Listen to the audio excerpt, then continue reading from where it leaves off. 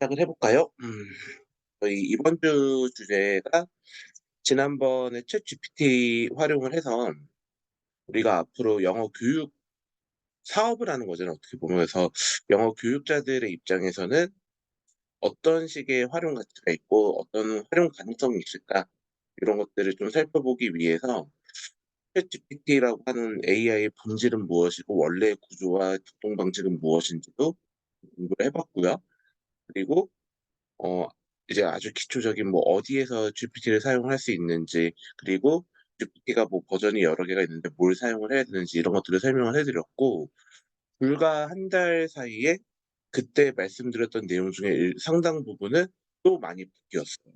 뭐 예를 들어 GPT-4를 제가 지난달 같은 경우에는 음 제한도 많고 속도도 느리다 보니까 아주 간단하고 좀 필요한 내용들은 간략한 것들은 3.5로 빠르게 레거시 모드로 돌리시고, 정말 좀 고차원적인 사고를 요구하고 많은 과정이 프로세싱 과정이 필요해 보이는 작업들은 4에서 GPT-4로 잠깐 바꿔서 활용을 하시는 형태로 해야 된다, 이렇게 말씀을 드렸는데, 이제 뭐 당연하게도 이제 점점 시간이 지나면서 GPT-4에 대한 사용량 제한도 점점 사라지고 있고요. 그리고 이제 좀 더 사업적으로 GPT 활용이나 이런 것들을 GPT를 활용해서 적용하는 데 관심이 많으시거나, 아니면 실제 업무에서 어떤 솔루션들을 만들어서 본인 학원이나 강의에 활용을 하시려고 한다면은 API를 활용한 방식의 사용법도 공부를 하셔야 될 거다. 그리고 그거는 우리가 지금 챗봇으로 보는 형태와 달리 유료로 되어 있고 토큰당 가격이 1 원인가 정도 측정이 되어 있어서 비용도 발생한다. 뭐 이런 것도 말씀을 드렸던 것 같아요. 그리고 그 사이에 이제 뭐 저도 오늘 말미에 좀 시간이 되면 간단하게 언급은 해 드리겠지만은, 불과 그 한 달 사이에 또 이제 오픈 AI 측에서 저희 지금은 뭐 크롬 같은 데 있는 확장 프로그램 형태로 되어 있던 것 중에 일부가 애드온의 형태로 오픈 AI에서 공식적으로 제공을 해 주고 있고요. 그리고 어 그 프로그램들을 활용을 하시면은 이제 여러분들이 지금 챗봇에 몇 가지 원하는 기능들을 추가를 해서 편하게 좀 사용을 할 수 있는 그런 것들까지도 업데이트가 되고 있는 상태입니다. 그리고 이제 그 사이에 또 구글 쪽에서는 바드라고 하는 형태의 서비스가 또 제공이 되었었고, 첫 회 때 제가 첫날 강의 때 말씀드렸던 내용들을 잘 숙지하고 계신 분들이거나, 혹은 저희 그 AI 스터디방 있죠? 그 경쟁단이라는 방이 하나 있는데, 그곳에서 제가 올려드린 이미지 혹시 보신 분이 있다면은 바드하고 또 GPT가 어 저희 언어 모델을 사용하는 방식이 쪼끔 차이가 있거든요. 그래서 인코더를 활용한 디코더 중심의 방식인지 아니면 디코더 중심의 방식인지 요것에 따라서 또 이제 서로 할 수 있는 강점과 장점과 단점이 쪼끔 갈리다 보니까 그 특수성에 맞게 각각의 AI 상대에 맞게 활용을 또 하시는 것도 고민이 필요한 상황이 되어 버렸더라고요. 뭐 이제 시중에 있는 기사들 이런 것들 보니까 뭐 AI 중에 바드가 더 우월하냐 아니면 뭐 GPT가 더 우월하냐 뭐 이런 걸로 이야기가 엄청 많던데, 사실은 크게 의미 있는 이야기들은 아닙니다. 그래서 작동 방식의 차이인 거고, 그 작동 방식을 고려해서 내가 어떤 일을 시키고자 할 때 이 일이 바드에게 쪼끔 더 적합한 일인지, 아니라면 GPT 쪽에서 좀 더 효율적으로 처리할 수 있는 일인지, 요런 것들을 좀 능동적으로 판단할 수 있는 최소한의 구조에 대한 이해를 갖고 계시는 게 필요하다라고 보여지지, 음 제가 보기에는 뭐 쥐가 더 우월하냐 바드가 우월하냐 뭐 이런 것들은 의미가 있는 이야기는 아닌 것 같습니다.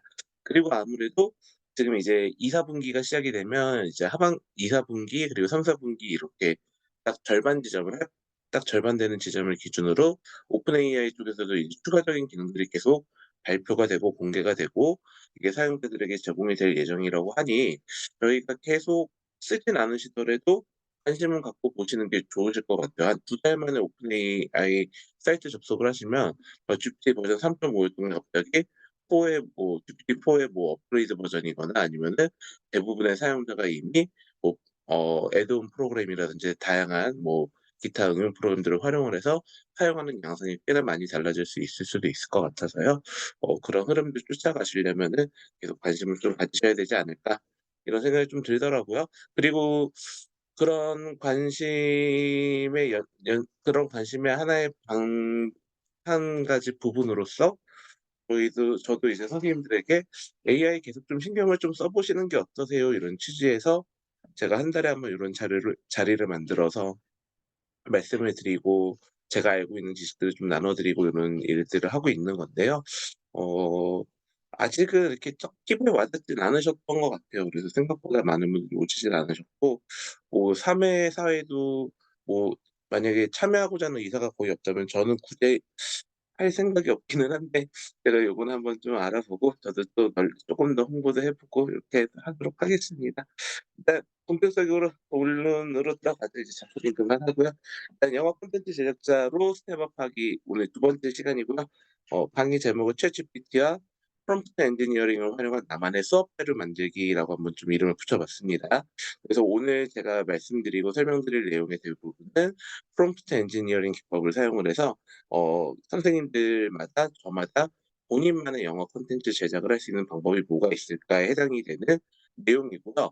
사실 완성의 단계는 아니고 기본적이고 초보적인 단계들에서 확실하게 써먹을 수 있는 몇 가지 한두 가지만 제대로 알려드리자 이런 취지에서 오늘 수업 내용을 좀 준비를 했어요. 그리고 오늘 수업을 들은 걸로 바로 음 모의고사 같은 거 문제 출제를 좀 원하신다면은 미리 말씀드릴게요. 어렵습니다. 불가능하고요.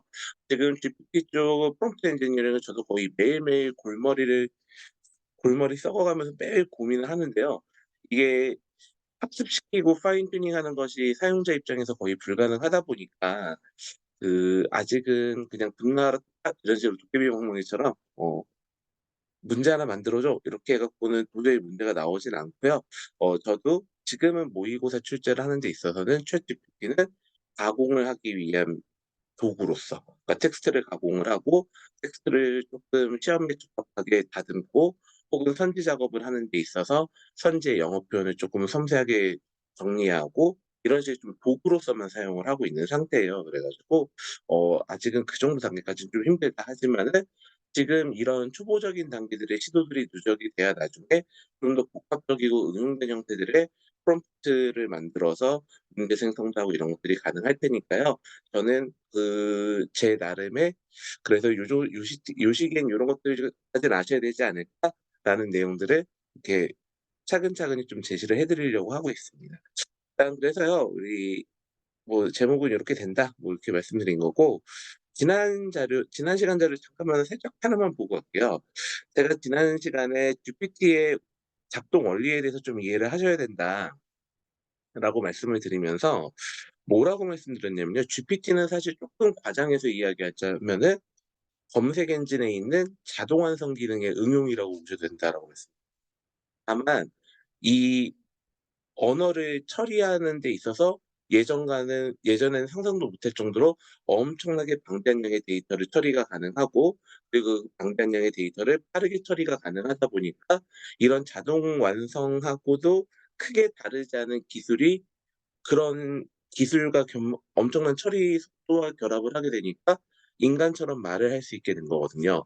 그래서 저희가 지난 시간에 첫 시간 때 제가 엄청 강조했던 포인트 중에 하나가 제발 우리 언어 모델이라고 하는 AI를 인격이 있는 어떤 사람이고 자비스 이런 것처럼 의인화해서 이해를 하시면 안 된다라고 말씀드렸던 것 같아요. 그래 가지고 저희가 AI를 볼 때도 얘는 그냥 인간의 언어를 숫자로 바꿔서 그냥 숫자로 이해를 할 뿐인 거고 그 숫자를 이해하는 과정에서 이 숫자 다음에 어떤 패턴이 많이 올까를 확률적으로 계속 계산을 하면서 어 맥락에 적절한 말을 할 수 있게 된 상태가 언어 모델이고 그게 AI다. 이렇게 이해를 해 주시면 좋을 것 같아요. 그래서 그런 특수성을 이해를 해야 AI에게 어떤 문제를 내거나 혹은 어떤 과업을 제시를 할 때도 효율적으로 그리고 정확하게 본인이 원하는 결과물을 얻을 수 있는 형태로 명령을 내릴 수 있게 되는 거거든요.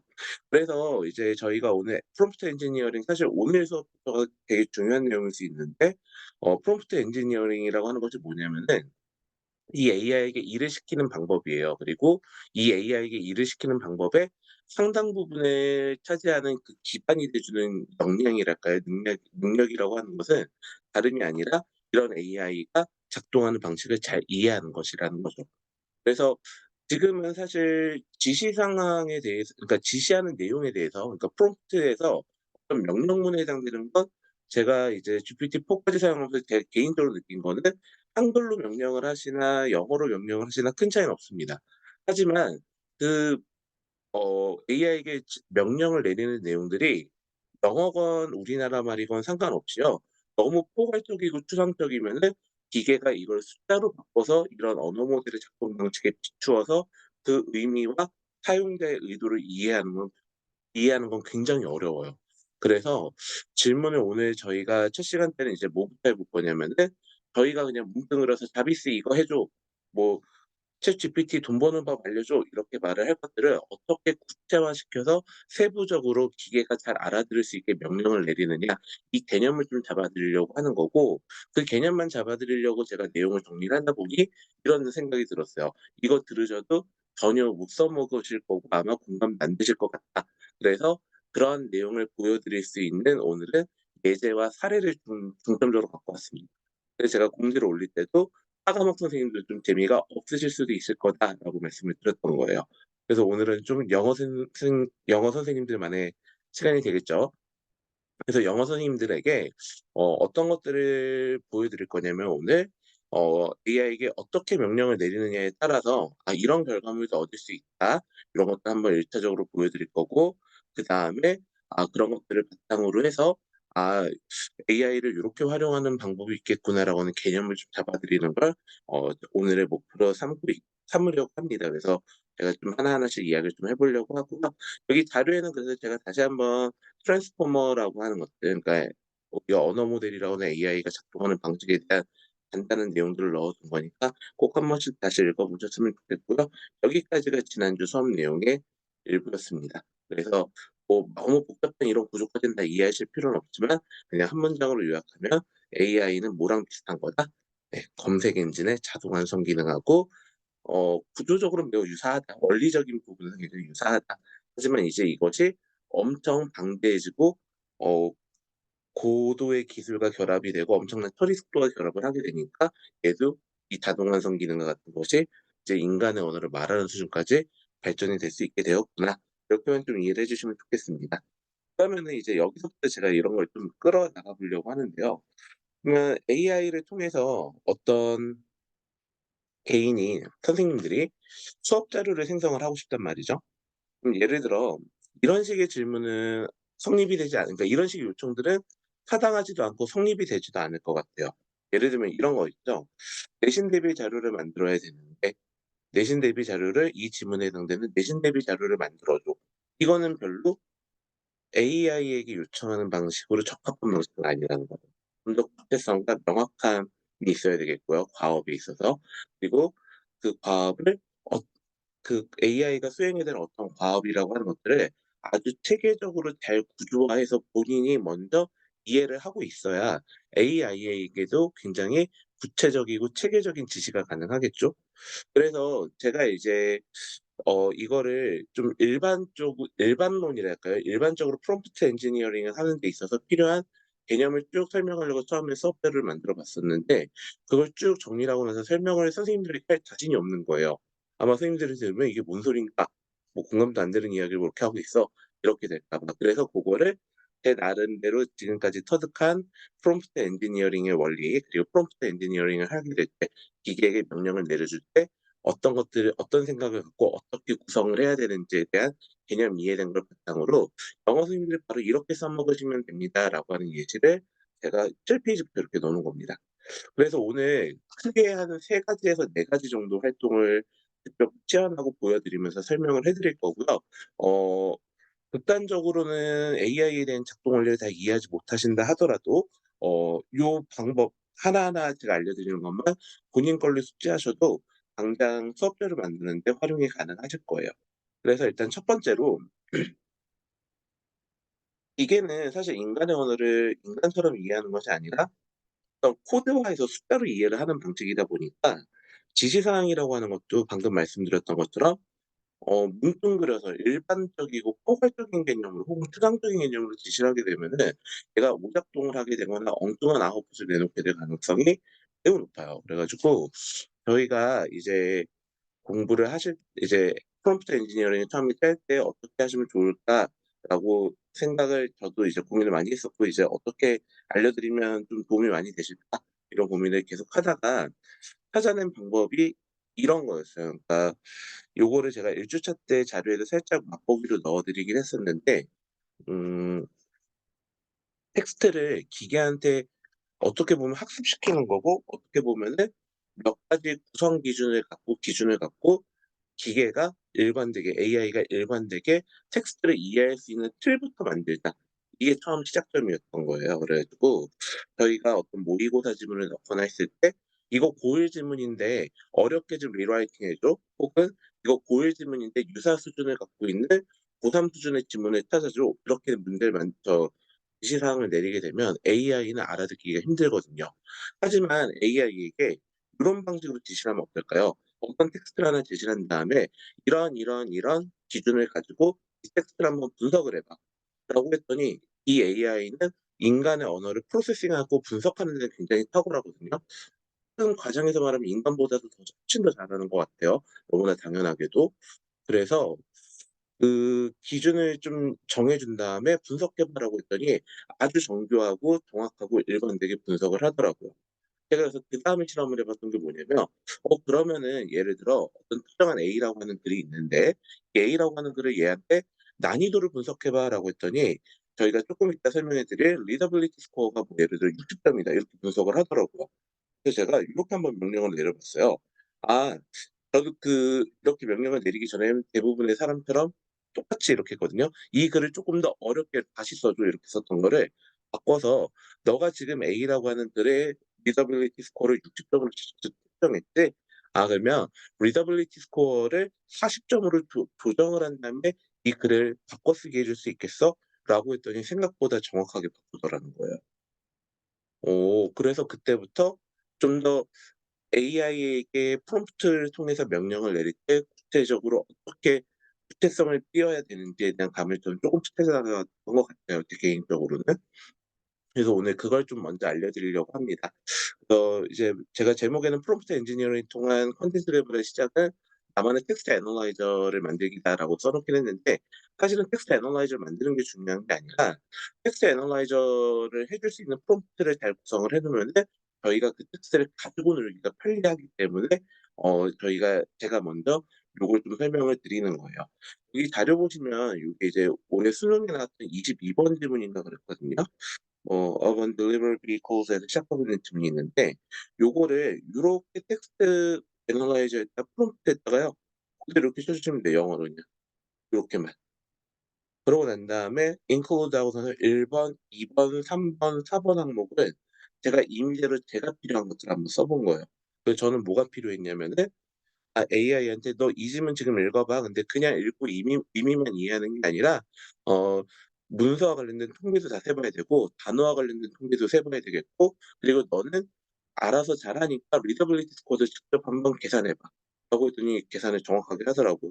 그러고 난 다음에 저는 이제 그래머리에 있는 기능인데 어디언스 타입 같은 거 있죠. 얘가 제너럴한 사람을 대상으로 하는 건지 knowledgeable 사람을 대상으로 하는 건지 전문가를 대상으로 하는 건지 이런 어디언스 타입도 한번 분석을 해 봐라. 그렇게 한번 했고요. 그리고 요렇게 영어로만 프롬프트를 쓰게 되면 당연히 피드백도 영어로 오게 되겠죠. 그래서 요걸 혹시 한글로 받고 싶으면 마지막에 한글로 작성해 줘 하거나 아니면은 외부 학습 프로그램을 통해서 한글과 영어를 병행해서 보셔도 괜찮고요. 저는 개인적으로 한글 프롬프트에 대한 거부감이 그렇게 있지는 않아요. 그래 가지고 아주 질문을 구체화시켜서 아주 좀 세세하게 구체적으로 잘 지시할 수 있다면은 한글 프롬프트도 충분히 좋은 결과값들을 얻을 수 있으니까 너무 영어 사용에 압박을 받으시기보다는 한글과 영어를 좀 병행해 가면서 쓰시면 좋겠고 가장 좋은 거는 제가 오늘 자료 올려드린 이유도 요 프롬프트를 하나하나씩 다 저장해 두라는 말씀이었어요. 그래서 요거 다 저장해 두시고 나중에 작업하실 때 그냥 복붙해서 쓰시는 게 아무래도 편하지 않을까라는 생각이 좀 드네요. 자 그럼 이제 다시 본론으로 돌아오겠습니다. 텍스트 애널라이저를 왜 만들지? 생각부터 하는 건데, 텍스트 애널라이즈 프롬프트를 만들어 놓으면은 저희가 텍스트 가공이 쉬워지거든요. 이 텍스트 가공이 왜 중요하느냐, 제가 그래도 내식 영어 콘텐츠로 좀 밥벌이도 하고 이래저래 돈을 벌어보다 보니까 텍스트 자체에 손을 댈 일이 정말 많아요.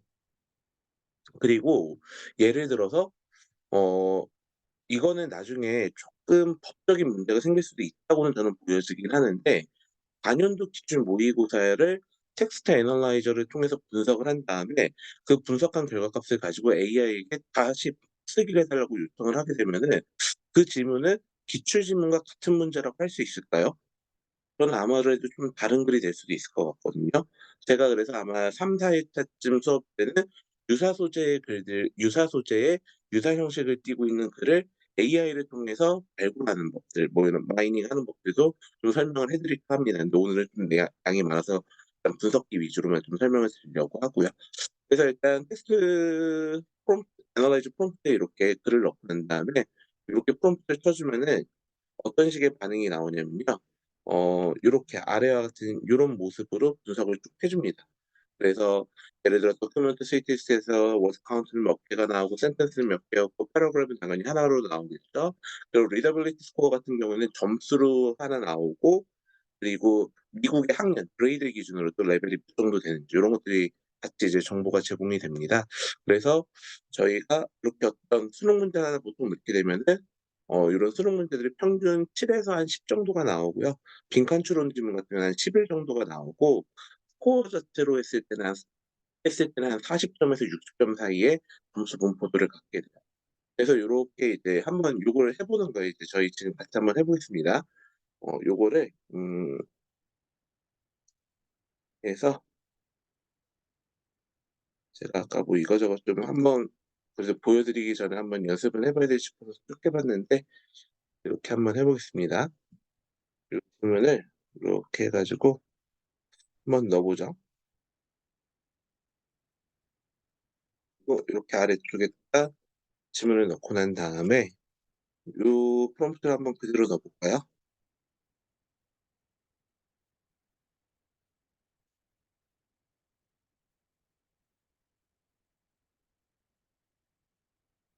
요렇게 해 놓고요.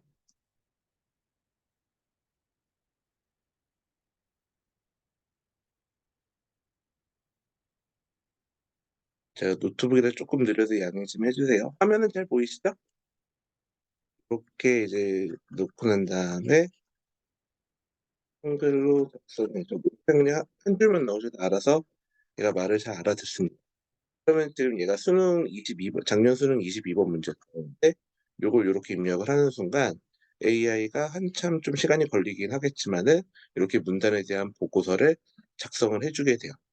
그리고 이게 지난주 수업 때 제가 말미에 "엄청 혁신적인 기능이 될 수 있는 가능성을 찾을 수 있다." 뭐 이런 얘기를 했었는데 아마 잘 안 알아듣셨던 것 같더라고요. 그래 가지고 "지금 무슨 얘기하는 거야?" 이렇게 좀 느끼셨을 수도 있고요. 지금은 제가 요걸 한글로 리포트를 받았더니 핀케이드를 읽기 수준만 제공을 해 줬네요.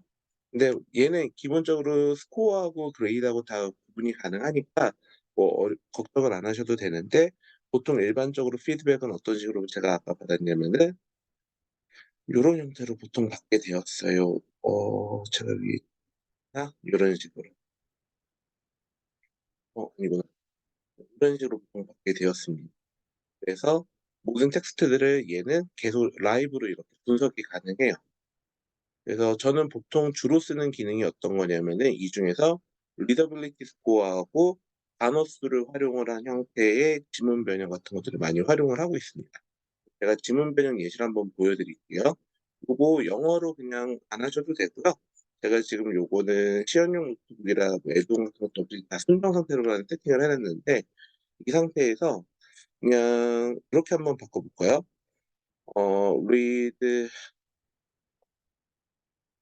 이 스코어를 80 점대의 글로 300 단어 내외로 어 이런 식으로 한글로만 해도 아마 알아들을 거예요. 그래서 이렇게 좀 기다려 보면은 반응이 나오겠죠? 뭐 영어로 해야 되는 거네. 죄송합니다. 해 보겠습니다.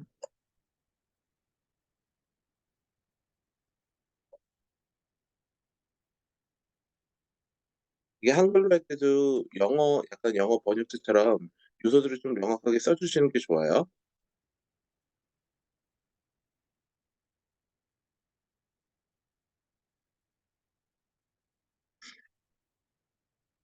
이렇게 한번 보시면은 이제 그래서 AI가 지금 라이브로 계속 계산을 하면서 아마 리라이팅을 하게 될 겁니다. 그래서 뭐 단어를 쪼끔 바꾸기도 하고 문장 구조에 대한 수정을 약간 하기도 하고요.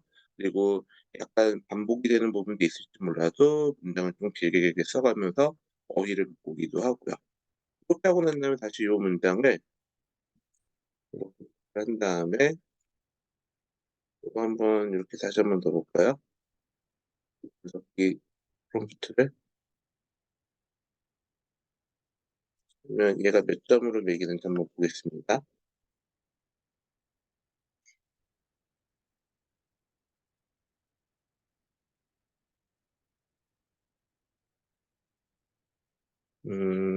지금 얘가 엉뚱하게 하는 것 같죠? 어 제가 요거 쪼끔 이따 한번 다시 해 보도록 하고요. 그 지금 제가 말씀드리는 고자 하는 요지는 요런 느낌이에요. 그러니까 어떤 텍스트를 보고 이 기준치를 잡아서 "평가를 해 봐라."라고 이야기를 하면은 AI들은 요거를 쪼끔 서툴진 모르지만 생각보다 일관되게 요것들을 분석을 할 수가 있어요. 그리고 어 이 지문을 보고 예를 들어 그레이드 10 학년에 뭐 예를 들어 200 단어 수준의 리더빌리티 점수가 몇 점짜리 지문이었다면은 저희가 아까 테스트해 본 바로는 요걸 리라이팅 해 줘 하면은 요런 식으로 해서 제가 요건 결과값을 하나 보여드릴게요. 이거 다시 프롬프트 만지고 있고 하려면 시간이 한참 걸릴 것 같으니까. 요런 형태로요. 그래서 다시 바꿔쓰기 한 게 워드 카운트는 뭐 104 개가 나오고 리더빌리티즈는 77 점까지 올라가고 이런 것들이 자기가 바꿔쓰기 한 것들이 이제 채점을 한 거거든요. 그리고 제가 요것도 한번 해 봤던 거예요. 요거는 뭐냐면은 방금 저희가 보여 드렸던 글을 리더빌리티 스코어가 얘가 측정했을 때 몇 점이다라고 나왔길래 그럼 이거를 거의 40점 내외까지 한번 줄여 40 이하로 한번 이렇게 줄여 주고 "그레이드 레벨은 퀄리티 수준으로 한번 올려 줄래?"라고 했더니 똑같은 수능 특강 지문인데 요렇게 지금 바꿔쓰기가 하는 게 보이더라고요. 그래서 제가 이거를 파라미터라는 표현을 많이 썼는데 AI에게 어떤 걸 이해시켜서 학습시킨 다음에 "이걸 똑같이 계속 반복해서 일을 해."라고 주문을 하고 그걸 AI가 성실하게 잘 이해를 하면 참 고민이 없을 텐데요. 지금 개인에게 오픈되어 있는 AI는 그런 식의 학습 기능들이 좀 많이 제약이 되어 있고 그 학습이 계속 유지가 되질 않습니다. 그래서 저희가 지금 현실적으로 탭 상태에서 가장 효율적으로 잘 쓸 수 있는 방법은 요렇게 무언가 구체성을 띠게 지시사항들을 만드는 거예요. 그러니까 이 글을 어렵게 다시 써 줘가 아니라 어떤 기준이나 이런 것들을 AI가 이해할 수 있을 만한 지표들을 제시를 해 주고 그 지표에 맞게 얘를 평가해 봐. 그럼 너 평가했어? 그러면은 이런 것도 가능해? 그 평가 기준을 바꿔서 다시 바꾸기도 가능해?"라고 했을 때 지금 거기까지가 AI가 구현이 너무 잘 되더라는 거죠. 그래서 지문 변형 같은 것들이 굉장히 쉬워집니다.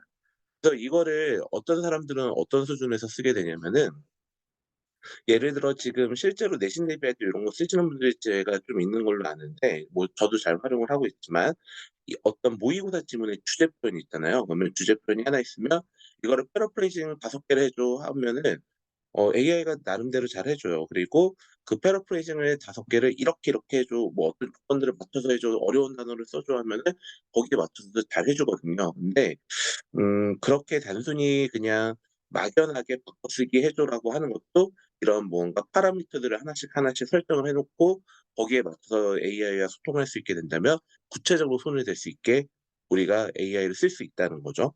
그래서 저는 요 부분이 선생님들에게 굉장히 큰 가능성을 제시해 줄 수 있는 기능 중에 하나라고 좀 보여져요. 그래 갖고 막연하게 이 글을 보고 '어려운 질문이다. 고1 모의고사다.' 이렇게 하기보다는 저희가 리더빌리티 스코어 같은 것들을 적극적으로 활용을 해서 이 질문들을 분석을 하고 그 분석된 결과를 바탕으로 해서 지문의 변형을 AI의 도움을 받아서 리라이트를 한다든가 혹은 지문을 변형하거나 혹은 유사 소재의 글들을 유사 소재 글들 같은 것들을 마이닝을 해서 모의고사를 출제한다든가 요런 것들이 가능해지겠죠. 만약에 요게 가능해진다면 선생님들은 자체 모의고사 개발도 언젠가는 가능해지시게 될 거고, 그리고 음 제가 사실 지금 목표로 하고 있는 건 요렇게 지금 프롬프트 엔지니어링을 계속 무료로 알려드리는 이유가, 요렇게 한 연말 때까지 계속 AI 된 것들을 좀 정보를 나누고 난 다음에 좀 능력이 되시고 좀 잘 쫓아오신 분들에 한해서 저랑 같이 좀 이제 모의고사 협업을 좀 해서 각자 같이 문제 생성해서 좀 문제를 서로 쉐어하고 공유하는 이런 형태의 모임도 좀 운영을 할 생각을 가지고 있어요. 그래 가지고 저도 좀 시간을 내서 이렇게 하고 있는 거고요. 그리고 이제 또 초기 단계에서 저도 수업 자료를 만들면서 하는 거다 보니까 제가 이제 이건 나중에는 강의가 유료로 이제 다른 곳에서 서비스를 하기 전에 이제 수업자를 준비하는 과정이 제가 너무 게으르다 보니까 '아 이 강좌를 만들어 놓고 났으면 저희 선생님들하고 한번 같이 읽어 보면서 연습하고 이 제가 지금 이렇게 떠든 걸 바탕으로 이제 촬영해야지.' 약간 이 생각을 하고 있는 거라서 연습을 하는 거니까 많이들 좀 참여해 주시면 좋을 것 같아요. 그리고 일단 요 킨케이드 스코어 같은 얘기 쪼끔만 더 설명을 드리겠습니다. 요게 좀 생소하신 분들이 있을 거라서, 요게 서양에서는 글의 난이도나 어려움을 평가하는 지표들이 여러 가지가 있는데 그중에서 요런 지표가 있어요. 그래서 이게 저도 몇 가지 이거 말고도 리더빌리티 스코어 방식이 몇 가지가 더 있어서 실험을 다 해 보긴 했거든요. 거의 현존하는 것들은 대부분 다 해 보긴 했는데, 이게 AI 쪽에 부하가 많이 걸리는 좀 복잡한 지표들은 얘가 쪼끔 잘 안 되더라고요, 일관되게. 근데 제가 알기로 요 킨케이드 스코어 같은 경우는 좀 공식도 간단한 편이고 산출하는 방식이 그렇게 복잡하진 않아서 그런지 AI가 제법 기민하게 잘 반응을 해 주고 잘 분석도 잘 해 주더라고요. 그래서 저는 당분간은 일단 요걸 사용을 좀 할 계획을 갖고 있습니다. 그래서 제가 아까 어떤 A라고 하는 원래 원문을 제시를 한 다음에 "이걸 너가 분석해 봐라고." 했더니 AI가 스코어는 50 점대에 9 학년 정도 그레이드 정도가 되네요." 이렇게 얘가 분석을 해 줬잖아요. 그럼 요거를 저희가 스코어가 갖는 각각의 구간들마다 의미를 알고 나면은 모의고사 수능 지문을 고3 지문을 고1 수준에 맞게 변형도 할 수 있겠고요. 혹은 고등학교에 나온 모의고사 지문을 중등 과정에 사용하는 독해 지문으로 바꾼다든가 이런 것들이 가능해지고, 근데 요 스코어의 의미를 아시지 못하면 이제 사고가 날 것 같아서 제가 요건 표를 좀 가지고 왔는데요. 요게 10 점부터 100 점까지 있는데 내려갈수록 어려운 겁니다. 그래서 100 점인 경우에는 저희가 한 5 학년 수준, 그러니까 한국으로 치면은 거의 중학생들 보는 빠른 독해, 바른 독해나 그런 쉬운 독해 교재들 있죠. 구문 교재나 그런 정도 난이도라고 보시면 좋을 것 같아요. 어 지금 SR 지수나 ER 지수 질문을 주신 분이 계신데 SR이나 렉스R 지수랑 병행해서 쓰시면 돼요. 왜냐하면 요건 저희가 작업용으로 쓰는 거잖아요. 그래서 킨케이드 스코어보다는 사실 SR 지수나 ER 지수가 더 다음 세대 걸로 저도 알고 있어요. 근데 어 일단 저희가 지금 아마 고 스코어 질문 주신 거 보니까 초중등 쪽에서 이제 강의를 많이 하시는 것 같은데, 초중등 쪽 강의를 하실 때는 이제 교재 같은 데 분류를 할 때 AR 스코어나 AR 지수나 혹은 SR 지수가 이제 교재에 매겨져 있어서 활용을 하시는 걸 거고, 요거는 이제 저희가 AI 활용을 해 가지고 어떤 콘텐츠 생산을 할 때 어 분석 도구로서 사용을 하는 거니까 제가 그냥 한 가지 방법으로 제시를 해 드리는 거예요. 그리고 GPT 한번 넣어 보시는 것도 괜찮아요. AR 지수나 이런 것도 분석이 가능하냐 이렇게 넣어 보면은 이제 GPT도 버전에 따라서는 쪼끔 답변이 다양하게 나오긴 했었는데 무언가 이제 궁금하신 부분에 대한 답변을 제공을 해줄 것으로 보여져요. 그래서 일단은 요렇게 저는 일단 TK 스코어를 지금 일단은 활용을 하고 있고요. 그래서 여기까지 내용 좀 간단하게 정리를 해 보자면은 텍스트 애널라이저 기능을 활용을 해 가지고 저희가 뭘 하는 거냐면은 이렇게 지문을 변형하는 가능성을 찾아갈 수 있다. 그러면 이제 저희가 요런 것들을 좀 생각을 해볼 수가 있게 돼요. 어떤 것들이냐면은 음 독해 지문 같은 경우에 본인의 독해 교재를 만들거나 독해 콘텐츠를 만들 때 선생님들이 사실 현실적으로 가장 이제 직면하게 되는 어려움은 뭐냐면 원문을 어디서 가져올지, 텍스트를 어디서 발췌할지, 혹은 노하우가 있는 선생님들도 그 부분에 대한 거 서로 잘 쉐어를 안 해 주세요. 왜냐하면 이게 막 좀 쉽게 그냥 누구에게 알려주거나 이러기 쪼끔 그런 부분도 있다 보니까, 그래서 쪼끔 서로 약간 영업 비밀처럼 그런 부분이 있어서 지문 배치하는 것들을 굉장히 어려워하게 되고, 그러다 보니 이제 특히 중동 쪽에서 많이 그런 것 같은데, 시중 교재다 뭐 예를 들어 틴타임스라든지 리더스 다이제스트라든지 이런 것들을 외국에 나와 있는 어린아이용 문자재들을 활용을 해서 이제 수업을 한다든가 이런 것들이 좀 보이더라고요. 근데 이제 저희가 요렇게 자체 생성도 가능한 길이 열리기는 했다. 그리고 그걸 AI 도움을 통해서 가능할 수도 있다. 그런 것들 좀 참고를 해 주시면 좋을 것 같습니다. 그래서 요렇게 이제 저희가 리더빌리티 스코어나 텍스트 애널라이저를 통해서, 이게 그러니까 컨트롤 패널이라고 생각을 하시면 쉬워요. 지금까지는 저희가 글을 놓고 어떻게 처리를 해야 될지, 어떤 기준으로 평가해야 될지 우물쭈물했는데, AI라고 하는 기계에다 얘를 그냥 넣었을 때 평가 지표들을 딱딱딱 몇 개 제시해 주면 거기에 맞게 객관적으로 평가를 하거든요. 그래서 그 객관적으로 평가된 지표 요소 하나하나들을 예를 들어 뭐 스코어를 90 점으로 바꿔 줘, 단어 수를 200 단어로 줄여 줘, 단어 수를 400 단어로 줄여 줘, 이렇게 하게 되면은 얘가 제법 그런 일들을 성실하게 아주 효율적으로 잘 처리를 해 준다라는 거죠. 그래서 이제 여기까지가 일단 고렇게 된 거고요. 그리고 텍스트 같은 경우에 요 프롬프트 사용하시면 바로 킹케이스 스코어 측정이 가능합니다. 그래서 요걸 활용하시는 것도 방법이 될 수 있다. 그리고 내려와서요, 이제 요걸 좀 보여 드리려고 이제 샘플에도 넣어 놨는데, 그래서 이제 프롬프트를 실제 적용을 해서 패러프리징 어떻게 되는지, 혹시 제가 이거 라이브를 하다 보면 체험하는 과정에서 쪼끔 버벅일 수도 있을 것 같아서 이제 자료에도 좀 넣어 놨습니다. 그래서 여기 보시면 아까 봤던 지문이고, 얘를 이제 요렇게에다 검토를 해 봤더니 요 정도 수준의 것으로 바꿔 쓸 수가 있게 된 거예요. 그러니까 제가 프롬프트를 어떻게 입력을 했었냐면은, 얘를 가지고 200 단어 내외 200 단어 이상의 글을 써 주는데, 그러니까 킹케이드 스코어는 한 40점 내외로, 그러니까 40점 이하로 잡았죠, 어렵게 만들어 보기 위해서. 그리고 그레이드 레벨은 컬리지로 해 줘, 이렇게 했더니 요런 식으로 바꿔쓰기를 해준 거예요. 이따 한번 원문하고 비교도 한번 해 보시고요. 그리고 샘플 두 번째는 '그럼 쉽게도 되는가?'라고 해서 위에서 봤던 글을 짧게 만들고, 이렇게 킹케이드 스코어는 80 점까지 한번 올려 봐라고 했더니 얘가 한 6 학년 6.7 학년 수준의 글로 다시 한번 또 체크한 거죠. 그리고 이제 선생님들끼리 있는 자리니까 말씀을 드리자면, 요렇게 AI를 통해서 가공된 텍스트인 경우에 실제로 아마 쪼끔 가공을 약간만 더 다듬어 주시면은 저작권 문제에서도 좀 자유롭게 될 거예요. 음. 제가 이미지 이런 거랑은 저작권이다 보니까. 그 우리가 이렇게 이제 텍스트 애널라이저를 통해서 이런 것들을 할 수 있고, 그럼 요런 기능 하나만 갖고도 얼마나 많이 확장이 가능하냐면은 그런 식의 확장이 가능하다는 거예요. 아, 텍스트를 가지고 너가 일관되게 어떤 지표들 을 평가를 할 수 있어? 그러면은 그걸 기준으로 해서 우리가 여러 가지 응용 기능들을 한번 만들어 보는 거죠. 예를 들어 제가 지금 여기 제목에는 "텍스트 애널라이저가 그래머리를 대체할 수 있습니다."라고 말씀을 드렸는데, 뭐 이런 식으로 뭐 프롬프트를 만들어서 문법 작곡 이런 것들은 당연히 가능한 거고, 요런 게 가능해져요. "글쓰기를 한번 분석을 해 봐."라고 해서 글쓰기 아이들이 뭐 수행 평가 같은 거 해 달라고 하잖아요. 그럼 요런 식으로 잡아 주면은 그래머리 저희 유료판에 있는 것처럼 이런 모든 것들을 저희 GPT가 평가를 해서 요런 식으로 리포트를 써줄 수 있게 됩니다.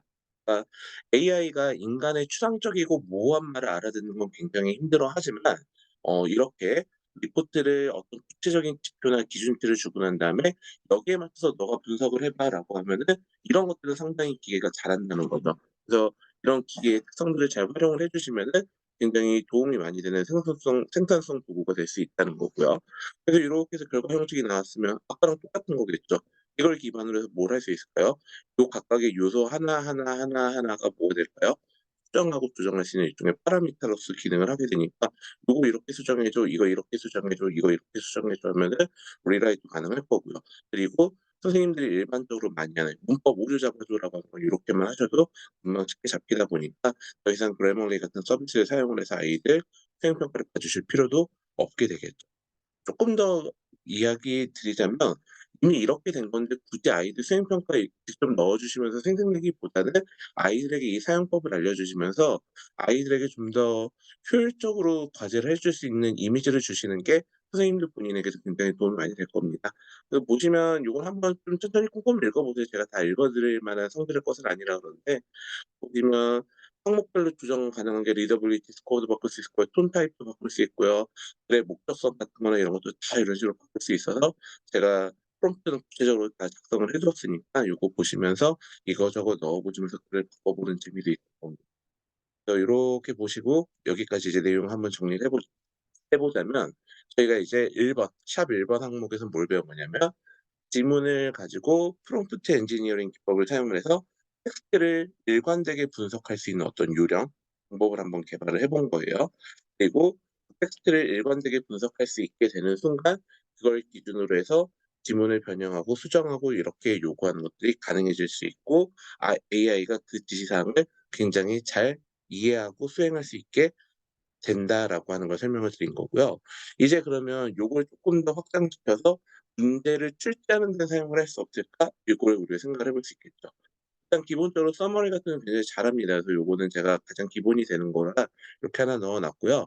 서머리 같은 경우는 이제 아래다가 뭐 대표적인 예시나 이런 것들 하나 정도나 두 개 정도를 프롬프트에 같이 넣어 주게 되면은 AI가 그 예시에 맞춰서 요약문이나 글의 요약을 생성을 하는 거를 하려고 굉장히 노력을 해 주고, 결과물들이 상당히 양호한 편이에요. 그래 갖고 그런 것들 쪼끔 활용을 해 주시면 좋겠고, 그리고 아무래도 영어권에 있는 자료를 학습을 해서 그런지 모르겠는데, 저희가 요게 고등 쪽에서는 사실 크게 의미는 없기는 한데요. 토플 스타일의 리딩 컴프레션 문제들 같은 경우에는 유형을 요구하면 거의 높은 수준의 완성도로 문제를 만들어 주기는 합니다. 근데 제가 SAT 관련된 유형이나 혹은 우리 한국의 수능 유형들도 실험을 계속 많이 해 봤는데요. 한국 수능 시험은 아직은 쪼끔 무리가 있어요, 모의고사 유형은. 그래 가지고 한국의 수능 시험 형태의 문제를 출제하고 싶다면은 차 차후에 이제 좀 GPT가 더 학습이 된 버전을 업데이트가 되면은 그때 한번 시도를 해 본다든가, 아니면 지금 제가 하고 있는 방식대로 문제 출제 과정들을 여러 개의 단위로 과정으로 쪼개신 다음에 특정 부분들만 AI 도움을 받으면서 약간 좀 투작업 같은 좀 노가다를 아직은 해야 되는 상황인 것 같아요. 하지만 이 지문의 내용의 이해도를 점검할 수 있는 리딩 컴프레hen션 문제를 생성해 줘, 이런 것들을 요청을 하게 되었을 때 토플 형태의 유형들은 AI가 제가 지금 말씀드렸던 이런 모호한 지시사항만 갖고도 제법 문제 생성이 가능하더라. 그래서 제가 여기서도 그걸 좀 연습해 보실 수 있을 만한 프롬프트들을 좀 복사를 해 왔고요. 요거는 궁금하시다면 제가 아래 요렇게 링크도 달아 놓는데, 이분 유튜브 채널 가시면 이제 이분 관련된 영상이 나올 거예요. 그래서 거기 가시면은 제가 지금 여기 위에 올려 드린 프롬프트의 결과값하고 이런 것들이 실제로 어떻게 활용이 되는지도 확인이 가능하실 겁니다. 그래서 이제 요 2 번하고 3번 항목에 해당되는 것들이 요분 유튜브에서 영상을 보실 수 있게 될 거고, 이런 것들이 가능해지는 거예요. 예를 들어 간단한 수준의 지문 내용 이해 문제 같은 경우에 선생님들이 직접 출제를 하지 않더라도 만들 수 있다는 거. 특히 이제 저희가 토플 강의해 보신 분들은 알겠지만은 그 메인 아이디어하고 뭐 일치 불일치 문제 같은 저희 사시적 사고 문제라 그러죠. 그래서 TF 프로포스 문제 같은 것들을 생성은 AI가 그래도 제법 정상적으로 잘하는 거고, 한국식 순서 문제나 한국식 삽입 문제나 한국식 빈칸 추론 문제를 얘가 어려워하는 거기 때문에 내용 이해나 과제물 점검을 위한 간단한 정도의 점검용 퀴즈들은 AI를 적극적으로 활용해서 생성을 해 주시면은 좋을 거예요. 그래서 지금부터 미리미리 하시는 거죠. 어떤 하나의 지문을 수업을 하려고 만들어 놔요. 그러고 난 다음에 그 지문에 점검용 문제, 리딩 컴프레션 문제도 AI를 통해서 생성을 하면은 글 한 편의 문제까지 세트로 만들어지게 되잖아요. 한번 시중에 나와 있는 독해 문제집 생각을 해 보시라고요. 그렇게 해서 약 20 개에서 30여 편 정도의 글이 수록이 돼 있으면 보통 문제집 한 권으로 나오죠. 편집 널찍널찍하게 해 가지고. 그렇게 되기 때문에 이게 AI로 하나 생성하는 데 사실 30 분도 안 걸리는 일인데, 그렇게 30개 하면 책을 4 책을 한 권 만들 수 있다? 그러면 되게 해볼 만한 일인 것 같은데요.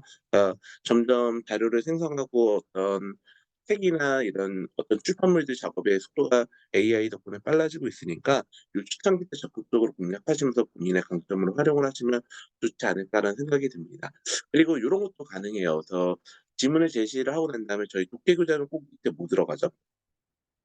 단어 정리 들어가잖아요. 근데 저희 요 프롬프트들 있죠?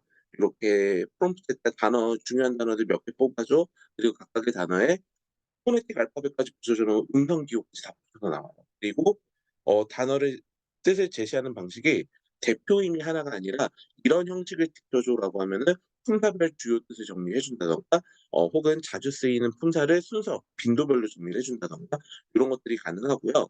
그리고 제가 요거는 오늘은 해 보진 않았는데 예전에 3점 버전 때도 됐던 거라 특정 단어들은 제시를 한 다음에 이 단어가 갖고 있는 접사 포인트들을 정리해 주면 접사만 딱 뽑아 주거든요. 그러면 "이러한 접사들이 활용이 된 단어 리스트를 생성해 줘." 이렇게 프롬프트를 2번 나눠서 해 주면은 어 독해 자료집에 들어갈 만한 추가적인 자료도 굉장히 생성이 잘 되더라고요. 그래서 생성은 굉장히 쉽습니다. 다만 중요한 건 뭐냐면은 이걸 다 이제 확인하셔야 돼요. 검수를 하시긴 하셔야 돼요. 그래서 제가 권해 드리는 방법 지금 쓰고 있는 게 어떻게 하냐면 일단 생성합니다. 그리고 수업 전에 검수 보려고 하면 사실 그렇게 하는 게 맞긴 한데 저희도 사람이고 맨날 내신 대비에 뭐 수업 준비에 채워 가지고 그거 그렇게 초인적으로 성실함 발휘하시는 분들 제가 잘 못 봤거든요. 그래서 먼저 생성한 다음에 수업을 한번 돌려보세요. 돌리시면서 수정을 할 게 나오면은 이제 그 선생님 마스터 교재에다가 다 빨간 펜으로 수정을 해 놓고 나중에 이제 그런 이상한 부분이나 쪼끔 모호한 부분들이 있으면 약간의 수정만 선생님들 손으로 추가적으로 해 주는 그런 형태로 작업을 해 주시면은 아마 한 달, 2달만 쌓여도 제법 본인들만의 선생님들만의 콘텐츠 뎁스가 꽤 많이 생기게 될 겁니다. 예를 들어 별건 아니지만은 이렇게 해서 독해 문제를 30개 뭐 예를 들어 20 개를 한 권이라고 해 볼게요. 그래서 그레이드를 만드는 거예요. 이거는 제가 하려고 했던 거라 이렇게 말하면 안 될 것 같은데 그래도 말씀드릴게요. 그 kincaid 스코어를 기준으로 스코어 자체가 책의 이름이 되는 거죠. 그래서 reading 70 뭐 이렇게 해서 70 점대쯤은 그러면 좀 쉽겠죠. 근데 갑자기 60 점대가 좀 어려워지겠죠. 갑자기 50 점대가 되면 더 어려워지겠죠. 갑자기 40 점대가 되면 막 굉장히 엄청 해석이 꼬이기 시작을 하겠죠. 30 점대가 되면 단어도 막 이제 토플 단어 이상의 어려운 단어들이 나오기 시작을 하겠죠. 이런 것들이 아이들이 순차적으로 느껴지기 시작을 하게 되면은 학원 내에 갖춰져 있는 리딩 교재에 전문성이 굉장히 있어 보이게 되고 그걸 통해서 학생들에게 이런 피드백도 줄 수 있어요. 뭐 예를 들어 "너는 70 점대 지문들은 잘 읽는데 고등학교 올라가면 독해가 좀 힘들 것 같아." 선생님이 왜 그렇게 생각을 하냐면 고등학교 모의고사는 보통 킨케이드 스코어를 기준으로는 한 50점 내외 의 지문들이 많이 출제가 되는데 "너가 60 점대만 돼도 이미 너무 어려워하는 게 보이더라. 정답률이 떨어지더라. 글의 이해도가 떨어지더라." 이런 식으로 구체적 지표를 기반으로 해서 피드백이 가능해지거든요. 그래서 요런 것들을 좀 자료로 생성해서 모아 놓으시면은 본인들에게 충분한 강점이 될 수 있을 거라고 보여지고요.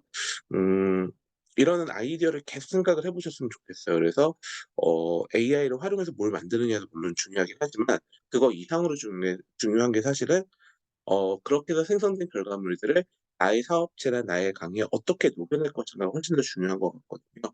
어 제가 지금 텍스트 애널라이저 하나만 이 아이디어 하나만 갖고도 이렇게 싹 펼쳐서 뭔가 비전이나 맵들을 보여 드렸으니까 본인들도 저마다 선생님들마다 저마다의 답을 한번 찾아보셨으면 좋겠어요.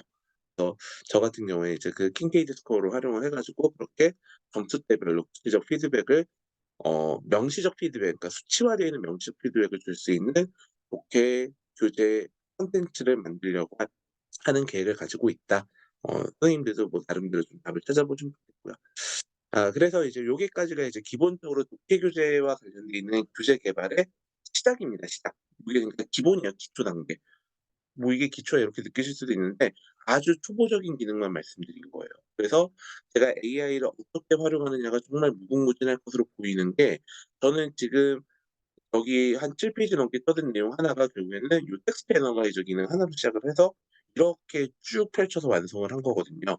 그러면 그런 것들이 얼마나 아이디어들이 앞으로 더 많이 있을 수 있겠어요. 뭐 그런 것들을 하나하나마다 리스닝 강의에도 활용을 해 보시고요. 뭐 이제 텍스트 언어를 음성 언어로 처리도 가능해진다고 하니 혹은 스피킹의 처리를 적용을 해 보신다든가 혹은 라이팅 강의에 활용을 해 보신다든가 하면은 정말 무궁무진하게 많은 아이템들이 나올 수 있을 거라고 보여집니다.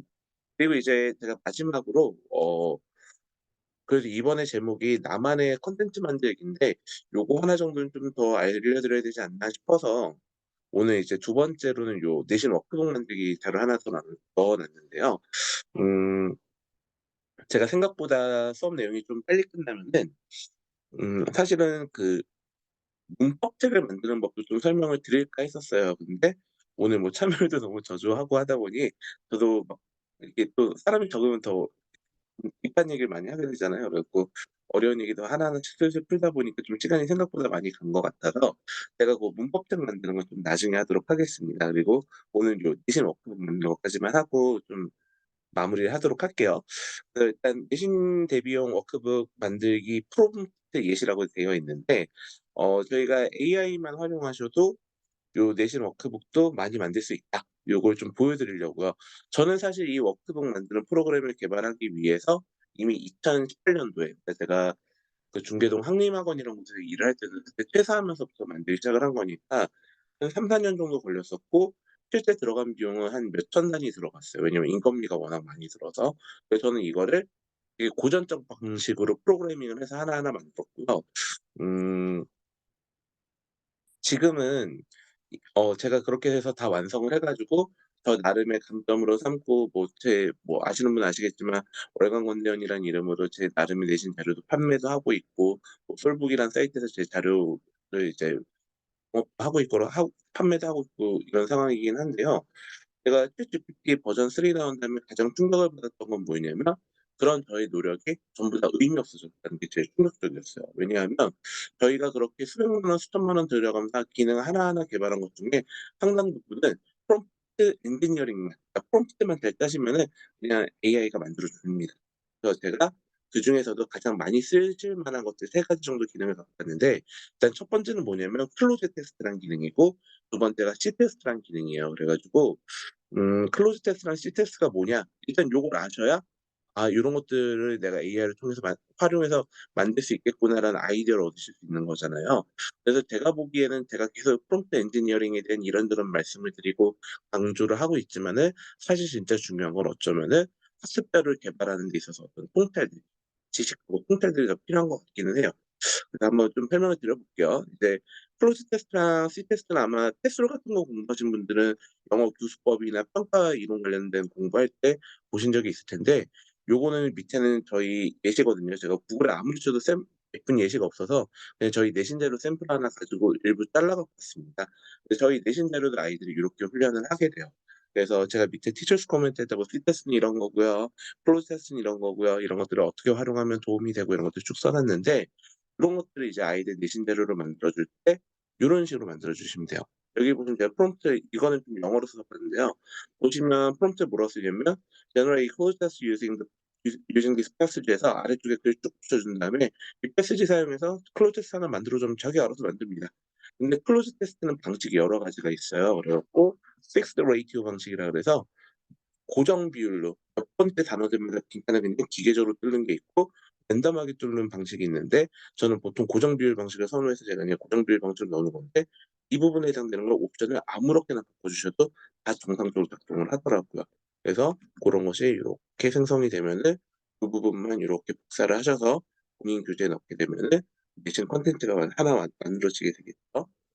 저는 이렇게 해서 내신할 때 워크북으로 보통 이그젠포에 있는 8 단계 워크북 다음에 제 개인 워크북만 총 15 단계 정도를 생성을 해서 주고 있는 상황입니다. 그리고 저는 요거를 쪼끔 더 편하게 하기 위해서 이제 외부 프로그램을 사용을 해 가지고 좀 프로그램 개발을 해 놓은 상태인 거고 선생님들 같은 경우에는 일단은 손으로 만드시다가 만약에 이걸 쪼끔 더 이렇게 해 보고 싶은데라고 하면은 대량 생산을 하고 싶은데라고 한다면은 그다음에 쪼끔 프로그래밍과 관련해서 공부를 하셔야 될 게 있긴 한데 아주 어렵진 않아요. 그래서 비주얼 베이직을 활용을 해 가지고 MS 워드나 이런 데 좀 연동을 해서 쓰는 방식이 있는데 이제 그 단계까지 가게 되면은 GPT도 챗봇을 사용하시는 게 아니라 API를 활용을 해서 뭔가 좀 막 키도 받고 좀 복잡해지긴 합니다.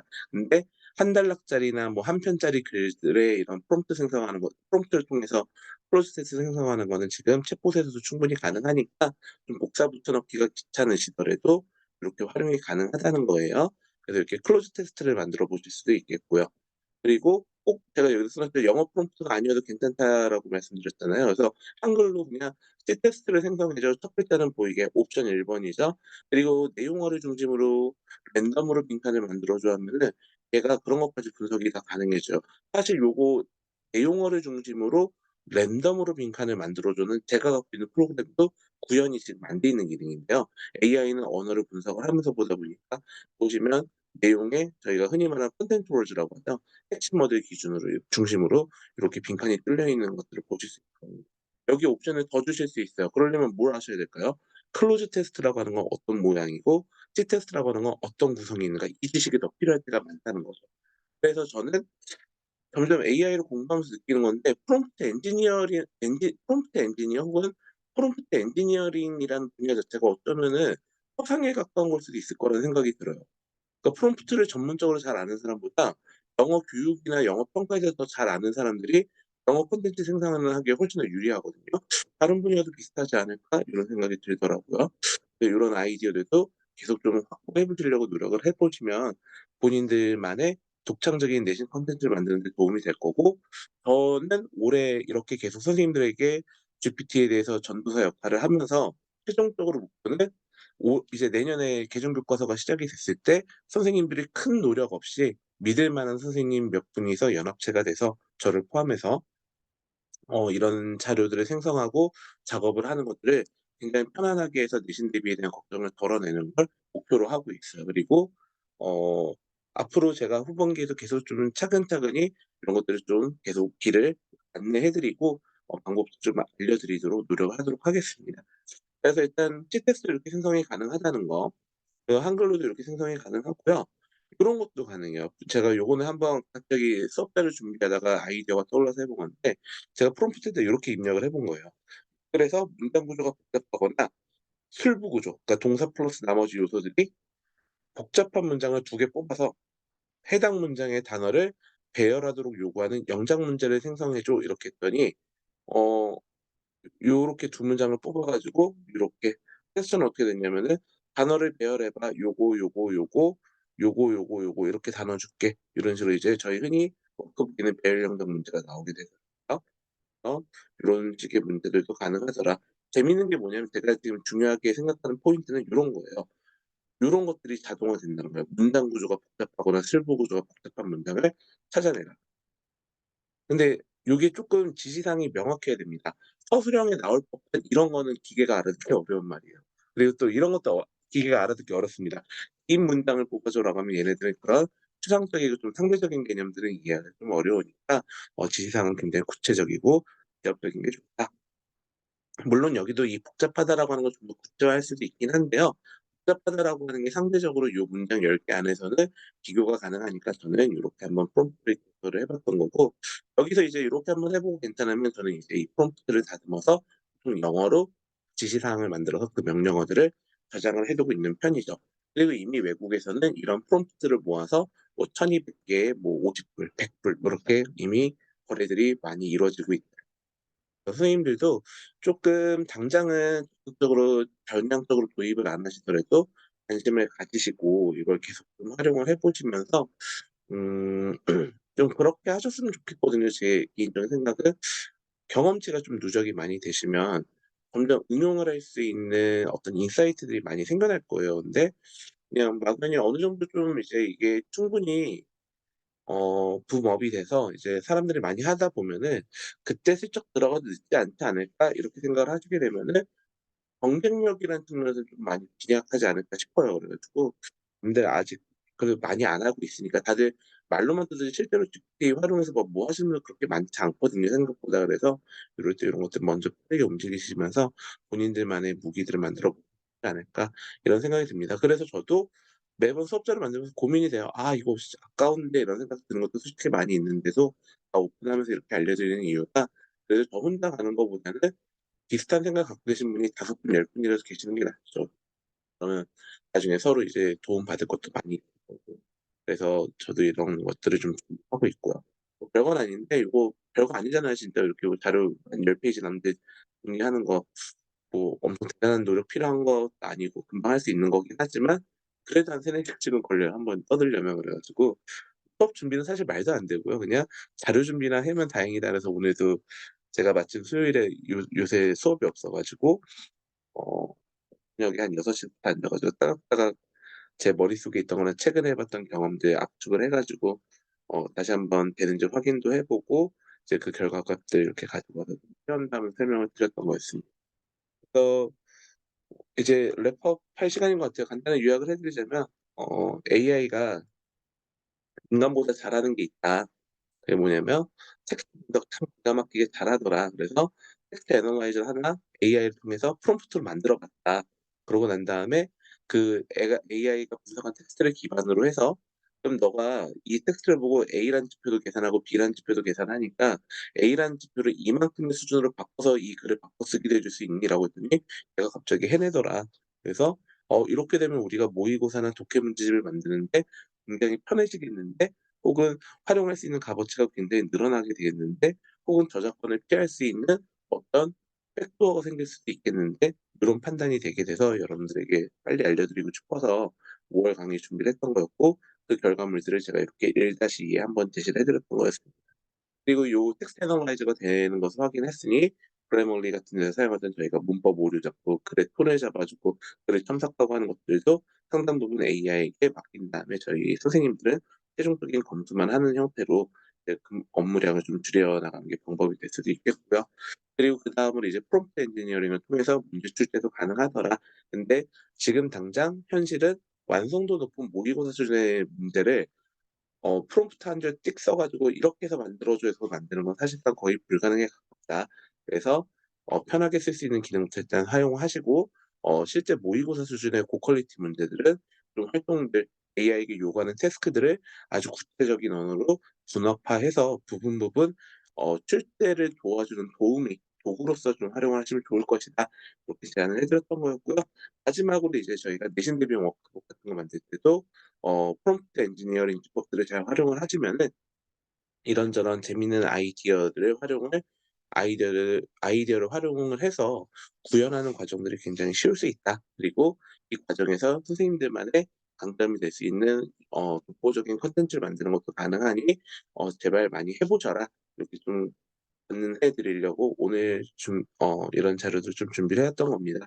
뭐 수업들을 이제 안 오신 분들도 있고 예약만 하고 안 오시는 분들이 사실 한 70-80% 되거든요. 그래서 오늘도 뭐 10 명도 안 될 건 알긴 했었지만 그래도 못 오신 분 신청하고 안 오신 분들 근데 자료도 안 주는 건 좀 박한 것 같아서 제가 채팅방에 다 올려 드렸거든요. 그래 갖고 그거 받아서 보신 분들도 뭐 나름대로 이제 쫓아오시긴 하겠지만은 저희가 그래도 이런 자료도 같이 보면서 어떤 의도에서 쓴 건지 또 말로 한번 듣는 것도 느낌이 다르잖아요. 그래서 어 피곤하시고 힘드실 텐데 1 시간 그래도 투자할 만한 시간적 가치가 있었던 일이 역 이 시간이었기를 좀 소망합니다. 그래서 도움이 좀 되셨으면 좋겠고요.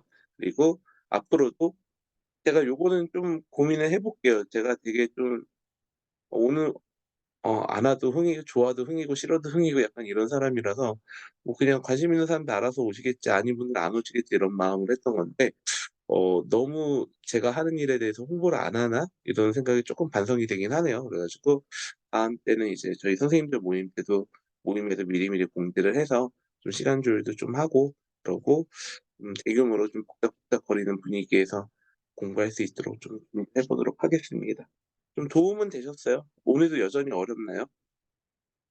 이게 안 해 봤을 때 유독 체감 난이도가 되게 높아 보이긴 할 건데 실제로 보시면 어려운 일이 아닌 게 그냥 채팅창 열어 놓고 말로 명령하는 거잖아요. 그래서 "이거 해 봐. 저거 해 봐." 이렇게 하시다 보면은 '이런 의도였어? 아 이렇게 나오는 거네. 재밌네. 이거는 내 생각과 다르게 결과물이 잘 안 나오네. 그러면 명령어에서 뭘 바꿔야 되는 거지?' 이런 고민하면서 1-2 시간씩 GPT 가지고 놀다 보면 사실 실력이 느는 거라고 보여지거든요. 그래서 그렇게라도 좀 활용을 하셨으면 좋겠습니다. 아이고 오늘 보니까 주아쌤하고 또 저기 윤서쌤이시죠? 학원 아이들도 있는 것 같은데. 윤서쌤이 아니신가? 아무튼 그래서 두 분 오셔 가지고 이렇게 끝까지 들어 주신 것 같은데 휘란쌤이시구나. 죄송해요. 학원 이름이 다들 비슷하시네요. 아 그래서 쪼끔 도움이 되셨길 바라고요. 그 제가 휘란쌤이신 거 알았으면 아이들 쪽 강의에서도 이런저런 아이디어를 좀 같이 더 준비를 해 드렸을 텐데 다음에 또 기회 되면 얘기 좀 더 해 볼게요. 팬 끝이시면 줄 바꾸면 되고요. 혹시 그 제너레이팅 상태에서 끊기면 계속 이어서 말해 줘 하면 계속 이어서 나옵니다. 이거 되게 기본 기능인데 어디에도 설명이 안 돼 있어서 모르시는 분들 되게 많더라고요. 그래서 제가 보여 드릴게요.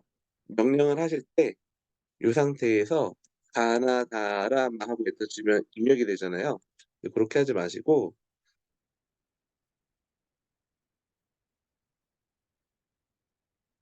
그래서 가 쉬프트 엔터, 쉬프트 엔터, 쉬프트 엔터 이렇게 치시면 계속 줄바꿈이 됩니다.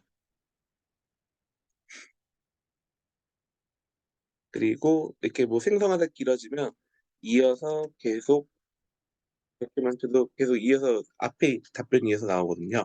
이게 답변하는 게 지금 챗 상태 요렇게 챗 상태에서는 길이가 좀 한계가 있어 가지고요. 어 가끔 이렇게 이어서 받으셔야 될 때가 있고, 요것도 지금 계속 UI를 개선을 하고 있는 것 같아요. 그래서 좀 많이 바뀌고 있는 상태니까 이제 앞으로 업데이트되는 내용들 잘 참고해 보시면 좋지 않을까 싶습니다. 혹시 뭐 또 궁금하신 거 있으시면 간단히 질의응답 받고 저희 마무리하도록 하죠. 피곤하고 졸리네요. 좀 내일 또 설명회있어 또 저는 이제 설명회 준비하러 가야 돼 가지고. 궁금하신 게 없다면 여기까지 하고 마무리할까요? 조금만 더 기다려 보세요. 아이고 너무 고생하셨습니다. 저희 다음에는 좀 선생님들 다 같이 모여 가지고 진짜 공부답게 좀 공부 좀 해 볼게요. 제가 너무 신경을 안 쓴 것 같네요. 이게 또 선생님들도 이렇게 한 두 분 있고 그러면 너무 부담스러우시죠? 다음에는 제가 미리 공지도 올리고 신청도 좀 꼼꼼히 받아서 다 같이 이제 라이브로 할 수 있는 환경을 좀 만들도록 하겠습니다. 네. 너무 좋죠. 그래서 사실은 제가 처음에는 혼자 떠들지만 나중에는 이렇게 돌아가면서 좀 노하우를 공유하는 형태가 됐으면 좋겠거든요. "아 이런 아이디어가 서 내가 해 봤더니 요거 되던데. 괜찮던데. 재밌던데." 요런 식으로. 너무 좋을 것 같습니다. 오늘 고생 너무 많으셨고요. 예. 그러면 저희 또 다음 달쯤 되겠죠? 아마 기말고사 끝나고는 한 번 더 자리가 될 것 같긴 한데 그때 또 저희 AI 공부 모임 하도록 하겠고요. 뭐 저희 방학 때는 오프도 한번 할 수 있으면 하고 해 보면 좋을 것 같습니다. 고생 많으셨고 그럼 여기까지 하고 마무리하도록 하겠습니다. 수고하셨습니다.